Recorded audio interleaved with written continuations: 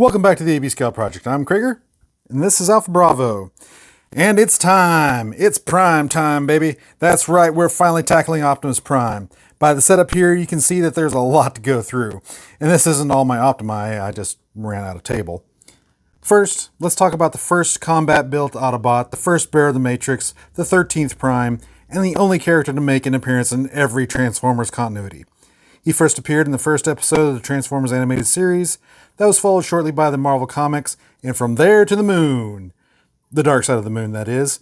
But anyway, the Diaclone toy Battle Convoy was brought over as Optimus Prime in the first wave of the Transformers toy line. He has gone on to have more toys than any other character in the Transformers lore. Every toy line since has had at least one, but most of the times at least two. In the IDW comics, aside from Shockwave, he was the most pivotal character in the comics.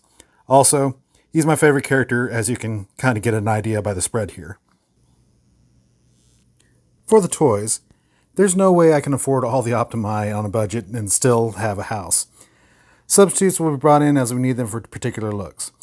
Right off the top, we're not talking Beast Wars, even though they did start off as Optimus Prime. They're really Optimus Primal. We're also going to eliminate many of the gimmick Optimi, like the power bank here. With him goes the shoes, the PlayStation, the phone, the hat, the watch stand, even though I really did want that watch stand, but it was too rich for my blood. We're also only going to be looking at base figures. With the exception of the Power Master Optimus, we're not going into the primes with magic mushrooms. For our first major cut, we'll be taking out the Bayverse movie toys, since we're not concerned with those for G1 or IDW. Included, of course, is the MPM that's still in the box, because all my MPMs are still in the box. Next, we'll remove the other non-G1 IDW. So, the Prime and Go, the Unicron Trilogy, the RID 2001, the RID 2015, the Rescue Bots, and the Animated are eliminated. Next, we'll get rid of the Creos and the remaining gimmick primes like the Loyal Subjects and the Bot Shots. Now that we've narrowed the field a bit, let's talk about appearances. In the IDW 2005 continuity, Optimus has had several incarnations. In continuity chronological order, he started with a War Within derivative body, then a brief stop at an Orion Pax look. Next was the G1 look in the Fermination era. Then he had what I call the quintessential IDW Prime look.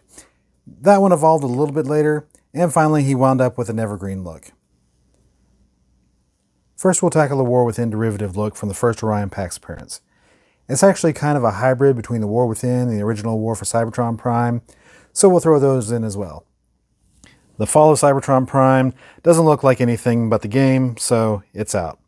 Anyway, our candidates are the Titanium War Within, the Mastermind Creations Optus Pectus that MMC Roadbuster is standing in for, Civil Warriors General Grant that Open Play Galvatron is standing in for, Spark Toys Alpha Pack that MP Ironhide is standing in for, the original War for Cybertron before it needed subtitles Prime, and the Abyss KO Oversized War for Cybertron Optimus Prime.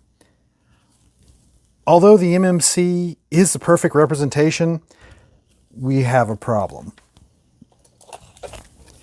This is our Megatron. By the scale chart, Optimus should be the same size. So the closest one I'm going to keep is the Abyss KO. So the winner for the first Orion Pax look is the Abyss KO Oversized War for Cybertron Optimus Prime. This guy looks awesome, comes with this giant axe, and was fairly cheap at the time.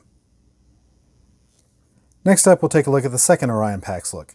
The IDW look was obviously the T30 Orion Pax. They even shrunk them to fit the toy scale. So it wins for the IDW appearance. But while we're in the neighborhood, let's look at the G1 Orion Pax options. We got the T30, Cup is in for the E-Hobby recolor, the Titans Return recolor of Cup, and the Power of the Primes. I'm going to go ahead and throw in the Machine Wars and the MMC version of the Machine Wars Prime, Thunder Prominent, that Roadbuster is standing in for. First, we'll remove the E-Hobby for playability.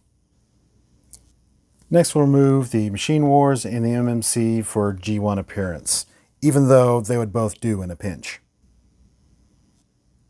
With the ones we have left, the Power of the Primes is the most G1. So The other two are out. So the winner is the Power of the Primes Orion packs. He looks the closest to G1 of any of our choices. From this screenshot, he's about a head shorter than the Voyager Silverbolt, so scale actually works when I put him next to Megatron. But don't turn your head, Megs will shoot him again. The next one for IDW is the G1 appearance. We'll save that for last. So we're going to move on to the quintessential IDW look. So we have the T-30 Legends, the oversized KO of the T-30 Legends, the Flame Toys Fury model, and the Studio Series 38. MP10 is standing in for the Generation Toy OPEX and the S&D upgrade kit for the Combiner Wars Optimus Prime. Toy World Hegemon is standing in for the Toy World Orion, and G2 Hero Prime is standing in for the Dabon 9913. For scale, we'll remove the Legends, the Generation Toy, and the S&D Combiner Wars kit.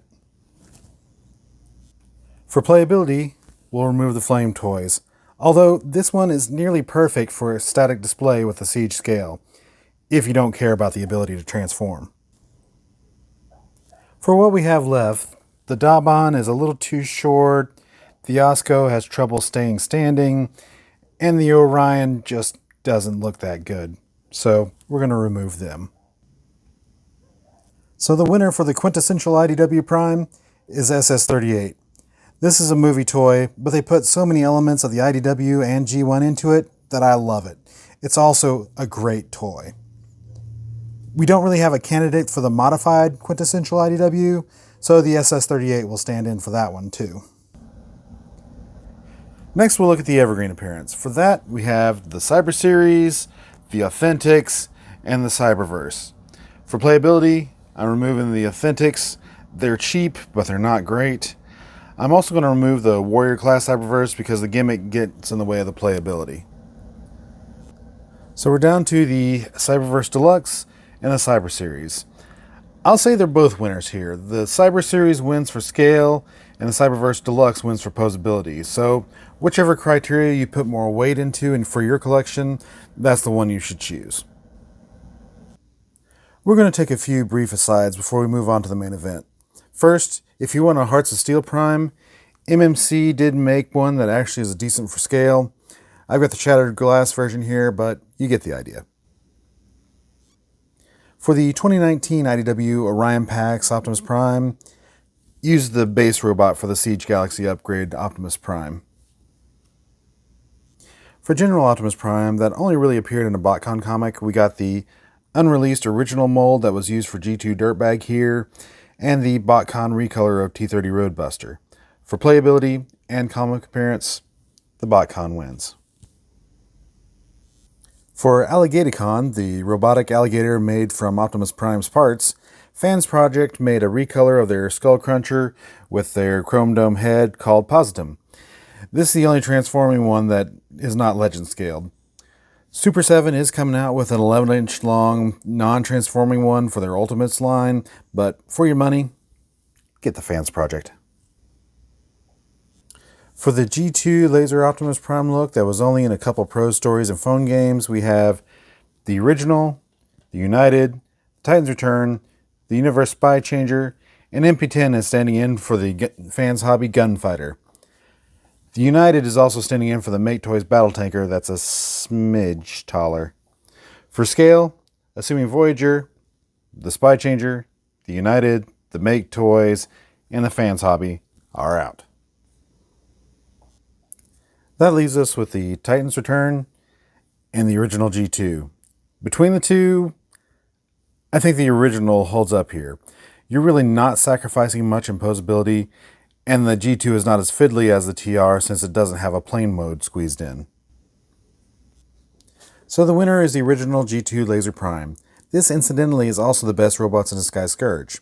I differentiate between Scourge and Nemesis Prime, and this is the best Scourge currently. We are getting a new Legacy Laser Prime. It'll probably be about the same size as Siege Prime, and hopefully they'll keep all the War for Cybertron trilogy era posability. I'm not making any calls now on whether it'll unseat the original. We'll have to wait and see. Next we'll look at Star Convoy. There's the original that the Apex Armor Power Master Optimus Prime is standing in for, the Gen Selects that the Primes is standing in for, and the MMC Stellaris Prominent that the Piranacon is standing in for. For playability, G1 is out. By the skill chart, Star Convoy should be combiner size, so the MMC wins. The Gen Selects is still a good option, or you can use my conversion kit for the power of the Primes.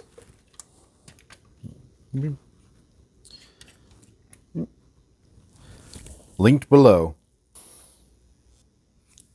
Our last engine will be the Power Master Optimus Prime, or Godmaster Jinrai. This was an upgrade made to Optimus Prime in the Power Master wave, but was only really used in the media for the Super God Master Force cartoon. For the toys, we got the original, the slightly different Apex Armor variant that was the same as the Jinrai mold, the Titan's Return, the Takara Legends with the God Bomber upgrade, Kingdom Core class is standing for the Make Toys Thunder Menace Jinrai base figure, and MP10 is standing in for the Fans Hobby Power Baser and KFC Raging Engine base figures. The Walmart PVC Prime is standing in for the Perfect Effect base figure upgrade for the Titan's Return and Takara Legends Power Master Optimus Prime. Now the PMOP, like most combiners, suffer from distortions as you translate the scales to combined forms. So we're going to focus on the base figures and let the combined forms be the combined forms, like we did for the other combiners. By the scale chart, Jinrai, or the base Optimus Prime, should be a Voyager. So the Fans Hobby and the Make Toys and the KFC are out. Since the Titan's Return isn't completely compatible with the God Bomber set, I'm going to eliminate him. The G1 and the Apex Armor variant, while they've held in pretty well, are out for playability. So the winner is the Takara Legends with the God Bomber upgrade. For a base figure, you'll want the Perfect Effect kit to modify the stock toy. Finally, we have the original G1 Prime. Hegemon is standing in for the Make Toys Striker Manus. MP10 is standing in for itself and the other third-party primes. The Furai IDW Prime is standing in for their G1 model kit, and the Big Authentics is standing in for MP1. First, we're going to eliminate all the ones that aren't strictly G1 anime appearances. So, the first Furai model kit that the Shattered Glass is standing in for, the G2 Hero, the Alternators are out. Striker Manus and the Classic Voyager, while cool, are stylized G1 appearances, so they're eliminated as well. By the scale chart, he should be a Voyager, so all the MP scales, the Power of the Primes, the Classics Deluxe, and all the small fries are off the board. For playability, the G1 and the third Furai Optimus Prime kit and the Walmart PVC are out. So we're down to the KO MP10V, the Siege, the Earthrise, and the Combiner Wars. The Combiner Wars can be eliminated for being too bulky for the aesthetic we're going for. The MP10V is eliminated for a couple reasons. One, he's too tall for the new Siege scale. And two,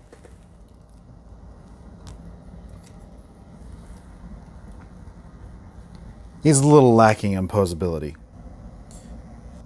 Between the Siege and Earthrise, the Earthrise is much closer to G1. The Siege is good for Netflix version and the best current Nemesis Prime.